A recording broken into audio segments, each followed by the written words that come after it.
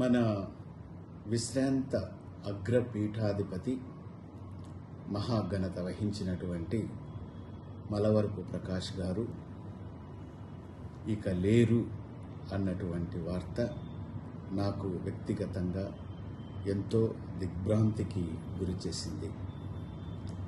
ఇది మనందరికీ కూడా ఒక దుఃఖకరమైనటువంటి వార్త. కడప పీఠాధిపతిగా వారు నియమితమైనప్పుడు నేను కడపలో గురువుగా బద్వేలు విచారణలో సేవలు అందిస్తూ ఉన్నాను. నేను వారి నుంచి పొందింది ఒక ఆత్మీయ కాపరి, ఎంతో ప్రోత్సాహాన్ని ఇచ్చి పరిచర్యలో భాగస్థులను చేసి ధైర్యముతో నింపి చక్కగా నడిపించారు అని చెప్పడంలో ఆశ్చర్యమేమీ లేదు. వారు మేత్రాసన న్యూస్ లెటర్కి సందేశాలు రాసేవాళ్ళు. ఆ సందేశాలు నన్ను ఎంతగానో ప్రభావితం చేశాయి. ఎప్పుడు కూడా ఆ సందేశం కోసం ఎదురు చూచేవాడిని, దాన్ని చదివేవాడిని. నేను అమెరికాలో ఉన్నప్పుడు అమెరికాకు తండ్రి గారే నన్ను అనుమతించి పంపించారు.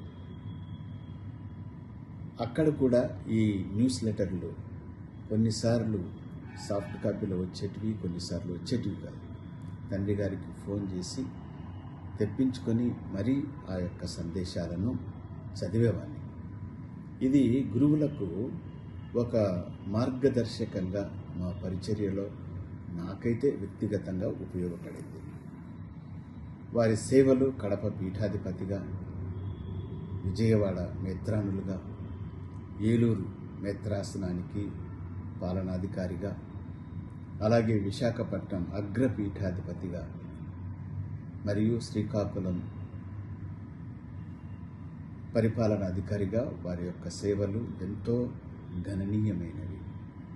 గురువులు, కన్యాస్త్రీలు, సామాన్య ప్రజలు ఎంతగానో వారి యొక్క సేవల ద్వారా అభివృద్ధి పదంలో నడిచారు, ఆధ్యాత్మిక వికాసాన్ని పొందారు, సాంఘిక చైతన్యాన్ని, విద్యా చైతన్యాన్ని పొందారు అని చెప్పడంలో ఎంతో నిజం ఉంది. దానికి నేను ఒక ప్రత్యక్ష సాక్షిని కూడా చెప్పగలను. సిసిబిఐ జనరల్ సెక్రటరీగా వాళ్ళు పనిచేశారు. అప్పటికి నేను పీఠాధిపతిగా ఎన్నికయ్యాను. కర్నూలు పీఠాధిపతిగా వారి యొక్క ప్రోత్సాహాన్ని నేను మరవలేను. అగ్రపీఠాధిపతిగా వచ్చినప్పుడు ఇంకా ఎంతో ధైర్యాన్ని ఇచ్చారు.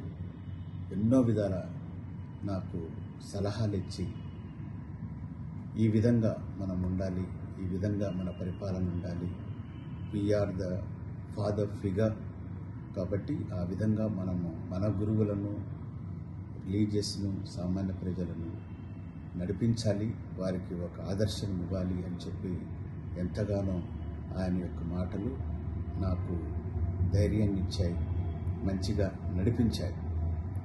చాలాసార్లు ఈ నిరుత్సాహానికి, కొన్నిసార్లు little bit of sadness you will see and use to encourage. And కొన్నిసార్లు భోజనానికి కూర్చున్నప్పుడు, భోజనం తర్వాత వాకింగ్ చేసేటప్పుడు ఈ విధంగా చెప్పేవాళ్ళు. ఆయన సమస్యలు చెప్పేవాళ్ళు. తండ్రి గారా, నాకు ఇన్ని పెద్ద సమస్యలు లేవండి, నావన్నీ చిన్న చిన్నవి అని చెప్పి నేను నవ్వుకొని ధైర్యంగా నేత్రాసనానికి వెళ్ళి నా కార్యకలాపాలను హాయిగా నిర్వహించుకునేవాడిని. ఇంత మంచి కాపరి మనకు మల్లవరపు ప్రకాష్ రూపములో దయచేసినందుకు దేవుడికి వందనాలు చెల్లిస్తూ ఉన్నాను.